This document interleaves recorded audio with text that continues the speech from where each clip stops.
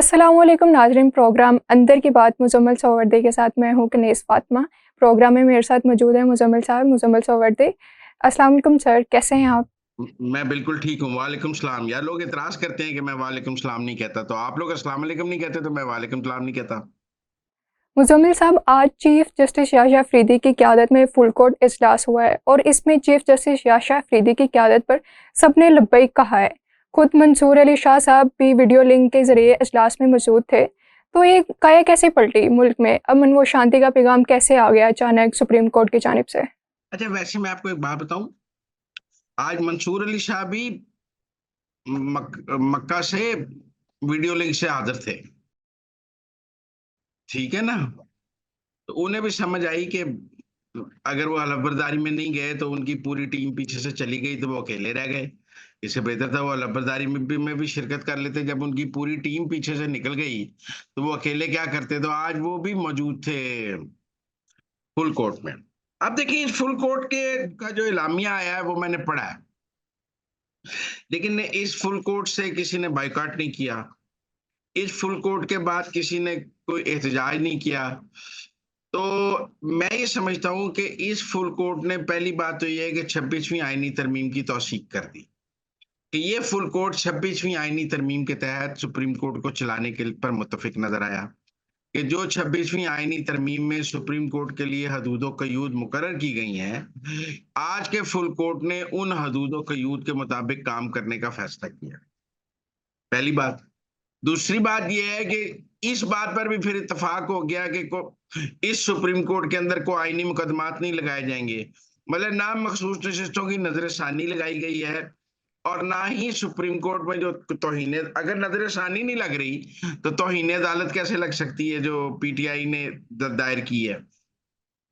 मुझे ये लगता है कि कहीं न कहीं पाकिस्तान की अदलिया ने 26वीं आईनी तरमीम को अदलिया के लिए बेहतर मान लिया है और उसके तहत काम करने पर सब राज़ी हो गए हैं। और मेरे उन दोस्तों के लिए शदीद सदमे की बात है ये, जिनका ये ख़्याल था कि 26वीं आईनी तरमीम के नतीजे में अदलिया से बहुत एहतजाज होगा, पूरे सुप्रीम कोर्ट के फुल कोर्ट में 26वीं आईनी तरमीम को मुस्तरद करने की करारदाद आ जाएगी। अक्सरियती जज उठकर चीफ जस्टिस को कहेंगे कि हम 26वीं आईनी तरमीम के तहत काम करने को तैयार नहीं, और चीफ जस्टिस वहाँ एम्बैरस हो जाएगा कि जब एक तरफ अक्सरियती जज होंगे। लेकिन ऐसा तो कुछ भी नहीं हुआ। सबने कहा बिल्कुल ठीक है, हम इसके मुताबिक काम करने के लिए तैयार हैं। और उसके साथ-साथ किसी ने कोई जुडिशियल एडवेंचरिज्म भी हमें नज़र नहीं आ रहा। तो फिर मेरे ख़्याल में जो कुछ हमें बताया गया था कि इज्तिमाई इस्तीफ़े आ जाएँगे, एहतजाज हो जाएगा, सुप्रीम कोर्ट 26वीं आईनी तरमीम को जो है वो मुस्तरद कर देगा, तो फिर खेल उस तरफ तो नहीं जा रहा। अगर खेल उस तरफ जा रहा होता तो आज के फुल कोर्ट से की कोई मुश्तरका प्रेस रिलीज़ नहीं आ सकती। इसलिए अब गवर्नमेंट ने जुडिशियल कमीशन के लिए स्पीकर ने हुकूमत और अपोजिशन से 2-2 नाम माँग लिए हैं। जब ये चारों नामों के नाम आ जाएँगे स्पीकर के पास, तो जुडिशियल कमीशन का इजलास हो जाएगा। जुडिशियल कमीशन में आईनी बेंच बन जाएँगे। तो मुझे तो नहीं लग रहा कि 26वीं आईनी तरमीम के लिए कोई आईनी मसाइल कोई सुप्रीम कोर्ट से आने वाले दिनों में कोई नज़र आ रहे हैं। ना कोई इस्तीफ़ा देने को तैयार है। मंसूर अली शाह इस्तीफ़ा देने को तैयार नहीं, तो आप क्या बात करेंगे? मुनीब अख्तर इस्तीफ़ा देने को तैयार नहीं, जिनके दोनों का तो हक मारा गया ना चीफ जस्टिस बनने का। अगर वो इस्तीफ़ा देते तो हम कहते कि हाई मॉरल ग्राउंड पे उन्होंने इस्तीफ़ा दिया है। अगर कॉन्स्टिट्यूशनल वैल्यू पे उसको ना भी देखते तो हाई मॉरल ग्राउंड पे ज़रूर उनका रिज़ाइन बनता था। लेकिन वो तो हाई मॉरल ग्राउंड भी लेने को तैयार नहीं है, वो तो पुरानी तनख्वाह पे काम करने को तैयार है। अब मैं इसके 2 पहलू समझता हूँ। अब अगर आपको याद है जब जस्टिस काज़ी फ़ायज़ ईसा चीफ जस्टिस बने थे, तो उससे पहले उमर अता बंदयाल के वक़्त में भी बहुत डिवीज़न हो गई थी। काज़ी फ़ायज़ ईसा ने फुल कोर्ट बनाया, सब जज आ गए, फुल कोर्ट की हियरिंग शुरू हो गई प्रैक्टिस एंड प्रोसीजर कमेटी की, उसके बाद प्रैक्टिस एंड प्रोसीजर कमेटी बन गई, सब कुछ। जिस तरह का स्टार्ट आज याहिया अफरीदी ने लिया है, ऐसा ही स्टार्ट काज़ी फ़ायज़ ईसा ने लिया था। जिन्हें हम ख्याल जज कहते हैं, उन्होंने वो उस वक़्त काज़ी फ़ाइज़ ईसा के साथ हमें पूरा खड़े नज़र आए। लेकिन वक़्त ने साबित किया कि वो अपनी जब सियासी सरगर्मियों से बाज़ ना आए, तो उनका और काज़ी फ़ाइज़ ईसा का तनाज़ा हो गया और उस तनाज़े के नतीजे में हमने फिर सुप्रीम कोर्ट में टूट-फूट देखी। मुझे लगता है याह्या अफ़रीदी के साथ भी वो काज़ी फ़ाइज़ ईसा वाला वो एपिसोड रिप्ले हो रहा है। ये जो ग्रुप है, ये शुरू में चीफ जस्टिस के साथ खड़ा होता है और कुछ फ़वाइद हासिल करता है और उसके बाद फिर अपने पॉलिटिकल एजेंडे पे आ जाता है। ये सब कुछ इन्होंने काज़ी फ़ाइज़ ईसा के साथ भी किया जब काज़ी साहब ने फुल कोर्ट बुलाया। भी सबसे पहले तो कई दिहाइयों के बाद फुल कोर्ट तो काज़ी फ़ाइज़ ईसा ने बुलाया। सबसे पहले तो लाइव स्ट्रीमिंग काज़ी फ़ाइज़ ईसा ने शुरू की, लेकिन आप देखें इन द एंड जाकर उनका भी तनाज़ा हो गया। मुझे लगता है कि ये आज तो हमें बहुत अच्छी पिक्चर नज़र आ रही है फ़िलहाल और इन सब ने सरनगू किया है। मुझे वो वाक़या याद आ गया कि जब इफ्तिख़ार चौधरी ने नवाज़ शरीफ को पाकिस्तान आने की इजाज़त दी और जब नवाज़ शरीफ लैंड किए तो उन्हें वापस जद्दा डिपोर्ट कर दिया गया। तो जब पिटीशन लेके गए तो इफ्तिखार चौधरी ने कहा कि जब लोग ही आपके साथ सुप्रीम कोर्ट नहीं आए, तो आप अदालत से क्या तवक्को करते हैं? मेरे ख़्याल में तहरीक-ए-इंसाफ के ये जो हामी जजेज़ और ये जो मखसूस बेंच है हामी बेंच जो है सुप्रीम कोर्ट में, इसके पीछे से भी जब तहरीक-ए-इंसाफ की हिमायत ख़त्म हो गई, जब गंडापुर याह्या अफरीदी की वहां पहुंच गए और जब पीटीआई ने 26वीं आईनी तरमीम को चैलेंज ना करने का फैसला किया और जब पीटीआई ने याह्या अफरीदी के हक में तकरीरें शुरू कर दी, जब उमर यूब ने कहा वो बहुत अच्छे हैं, बैरिस्टर गौर ने कहा वो बहुत अच्छे हैं और जब वुकला तहरीक के गुब्बारे में से भी हवा निकल गई और सारी बार्स ने याह्या अफरीदी को वेलकम करने का फैसला किया, ये बंद गली में पहुंच गए। इनको समझ आ गई कि पूरी कौम याह्या अफरीदी को कबूल कर रही है और 26वीं आईनी तरमीम को कबूल कर रही है। तहरीक इंसाफ भी कबूल कर रही है, वुकला तंजीमें भी कबूल कर रही हैं। कोई एहतजाज नहीं होना बाहर, कोई पिटीशन नहीं आनी, तो इन्होंने लड़के क्या करना था? यही काजी फ़ायज़ ईसा जब चीफ जस्टिस बने थे तो इन्होंने किया था, ये एक दफ़ा सरेंडर कर देते हैं। जब ये हारते हैं और देखते हैं कि इनको हार हो गई है, शिकस्त हो गई है, ये सरेंडर कर देते हैं। ऐसा सरेंडर इन्होंने काजी फ़ायज़ ईसा के सामने भी किया था।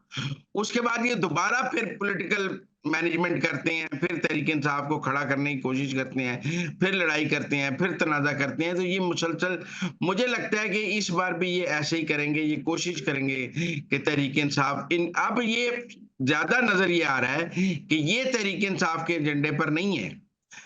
ये तहरीक इंसाफ को अपने एजेंडे के लिए इस्तेमाल करते हैं क्योंकि इस बार तो तहरीक इंसाफ इनके एजेंडे पे इस्तेमाल नहीं हो रही। अब जहां तक इन खबरों का ताल्लुक है कि जी अतर मनीला ने याह्या अफरीदी से दोस्ती निभाकर सबको राजी किया कि वो इस हलफबरदारी में चले जाएं, मैं नहीं मानता अतर मनीला ने राजी किया। आप कह रहे हैं सुप्रीम कोर्ट में अभी भी तकसीम मौजूद है इन इख्तलाफात की मौजूदगी में जो पाकिस्तान तहरीक इंसाफ ने मखसूस नशिस्तों के फैसले के खिलाफ पिटीशन दायर की है। इलेक्शन कमीशन ने इस फैसले पर अमल दरामद नहीं किया, इस पर तौहीन अदालत लगेगी। तो ये बताएं ऐसी सूरत हाल में फैसला क्या होगा? देखिए क्या कंटेम्प्ट किस बेंच के आगे लगेगी? क्या उन 8 रुकनी जजेस के आगे लगेगी? वो मुकम्मल बेंच तो नहीं है ना। वो तो उन्होंने एम ही अपनी हैसियत बना ली। केस तो 14 रुकनी जजेस ने सुना है ना, 13 रुकनी जजेस ने। कंटेम्प्ट लगनी है तो वो फिर फुल कोर्ट के आगे लगेगी। मुझे नहीं लगता कि इस वक्त फुल कोर्ट के आगे कोई कंटेम्प्ट पिटीशन लग सकती है। मुझे लगता है कंटेम्प्ट जाके लगेगी आईनी बेंच के आगे, जिसका जो भी सरबराह होगा। जब आईनी बेंच के आगे कंटेम्प्ट लगेगी तो उसके साथ नजरसानी भी लग जाएगी और नजरसानी और कंटेम्प्ट इकट्ठी लगेंगी। और अगर नजरसानी एक्सेप्ट हो गई और नीचे वाला फैसला खत्म हो गया तो फिर इस कंटेम्प्ट की कोई हैसियत ही नहीं रहेगी और ये कंटेम्प्ट भी खत्म हो जाएगी क्योंकि वो फैसला ही खत्म हो जाएगा। ये तो ऐसी है जैसे पेशावर हाईकोर्ट के फैसले पर गंडापुर ने अमल नहीं किया था, उसको तौहीन अदालत का नोटिस हो गया, लेकिन बाद में सुप्रीम कोर्ट से स्टे मिल गए। तो सुप्रीम कोर्ट से स्टे मिलने के बाद वो नीचे पेशावर हाईकोर्ट की कंटेम्प्ट खत्म हो गई। ये तो नॉर्मल बात है। मैं समझता हूं कि ज्यादा बड़ी बात जो है वो नजरसानी की दरखास्त लगना है और अगर नजरसानी की दरखास्त इस रोस्टर में नहीं है तो इसका मतलब है या अफरीदी साहब को पता है कि वो नजरसानी की दरखास्त आईनी बेंच के आगे लगानी है और अगले 3 4 5 दिनों में जुडिशल कमीशन का इजलास होगा, उसमें आईनी बेंच बन जाएंगे और वो नजरसानी की दरखास्त आईनी बेंच के आगे लगेगी तो वहां उनकी कंटेम्प्ट भी लग जाएगी।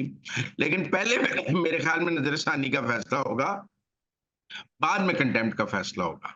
तो इसलिए अब देखते हैं कि आईनी बेंच कौन आता है और वो नजरसानी की दरखास्त को कैसे देखता है।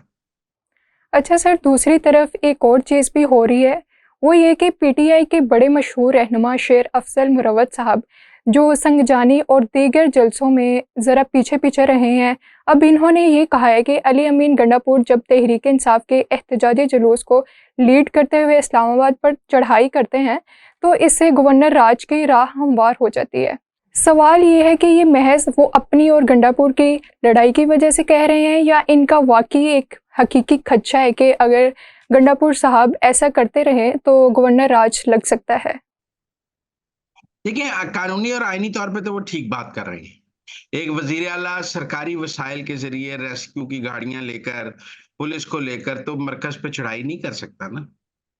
वो तो देखे ना, आज उसकी रेस्क्यू की सारी गाड़ियां इस्लाम पिंडी पंजाब गवर्नमेंट के कब्जे में, और पेशावर में आग लगी है, कोई आग बुझाने के लिए नहीं था। कोई उससे पूछे ना कि भाई तुम रेस्क्यू की गाड़ियां लेकर डी चौक पर एहतजाज करने क्यों गए? तुम्हें नहीं पता अगर पेशावर में आग लग जाएगी तो रेस्क्यू की ये गाड़ियां हमें वहां चाहिए? ये गाड़ियां हुकूमत पेशावर को, पंजाब केपी की हुकूमत को एहतजाज के लिए दी गई हैं या आग बुझाने के लिए दी गई हैं? लिहाजा मैं ये समझता हूं कि शेर अफजल मरवत की बात एथिकली और पॉलिटिकली बिल्कुल ठीक है कि पीटीआई का जो एहतजाज हो उसको गंडापुर को नहीं लीड करना चाहिए, बैरिस्टर गौहर को, सलमान अकरम राजा को, या वो कह रहे हैं कि एक एहतजाज के लिए कमेटी बना दें तो वो कमेटी एहतजाज को करे। लेकिन अब मुसीबत ये है कि गंडापुर खुद को after Imran Khan number 2 position पे देखना चाहते हैं, और उनका ख्याल है कि वो जिस तरह की गुफ्तगू कर रहे हैं वो पीटीआई के यूट्यूबर्स, ट्रॉलर्स और पीटीआई के एवरेज वोटर को बड़ी पसंद है, क्योंकि कहा जाता है वहां बदतमीजी पसंद है तो गंडापुर बदतमीजी करते हैं, बैरिस्टर गौहर बदतमीजी नहीं करते, उमर यूब काफी हद तक बदतमीजी नहीं करते। तो उनका ख्याल है कि वो क्राउड पुलर नहीं है, और गंडापुर एक क्राउड पुलर है क्योंकि वो गालियां देता है, गलत बात करता है, गैर अखलाकी बात करता है। तो इसलिए गंडापुर इस वक्त इमरान खान की जगह लेने की कोशिश कर रहे हैं, नंबर 2 बनने की कोशिश कर रहे हैं, और उनको इस पे बुशरा बीबी की हिमायत हासिल है। दूसरी तरफ अलीमा खान का ग्रुप है जिसमें शेर अफजल मरवत और बाकी सारे शंदाना गुलजार और बाकी सारे लोग हैं जिनका ये ख्याल है कि गंडापुर को ये पोजीशन नहीं मिलनी चाहिए। ये पार्टी में इक़्तिदार की रसाकशी है जो हम देख रहे हैं, जिसके नतीजे में ही मैंने कल के शो में कहा कि मुझे फॉरवर्ड ब्लॉक बनता नजर आता है। वक्त जो है सबको इकट्ठा है, दुश्मन का दुश्मन दोस्त होता है और दोस्त का दोस्त दुश्मन होता है। तो मैं नहीं समझता कि शेर अफजल मरवत आउट हो जाएंगे। शेर अफजल मरवत, जैन कुरैशी और वो घुमन जो जिनको आज पार्लिमानी पार्टी से निकाल दिया गया है, ये सब हरकतें फॉरवर्ड ब्लॉक बनाने के लिए है ना। या तो वो फॉरवर्ड ब्लॉक तो बनता नजर आ रहा है, और केपी के अंदर भी एक एंटी गंडापुर ग्रुप बन जाएगा। जो एंटी गंडापुर ग्रुप है उसमें एमपीएस की तादाद ज्यादा हो जाएगी, और वो अपना वजीर आला लाने की जद्दोजहद शुरू करेंगे जिसमें उनको बाकी जमातों की हिमायत हासिल हो जाएगी। तो मुझे लगता है कि ये जो अब आगे सियासत है वो गंडापुर एंटी गंडापुर सियासत जो है वो पीटीआई को काफी हद तक तकसीम करेगी। जी बहुत शुक्रिया मुजम्मिल साहब। नाजरीन, ये थी आज की अंदर की बातें। इसी के साथ दीजिए हमें इजाज़त। अपना ख्याल रखिएगा। अल्लाह हाफिज़।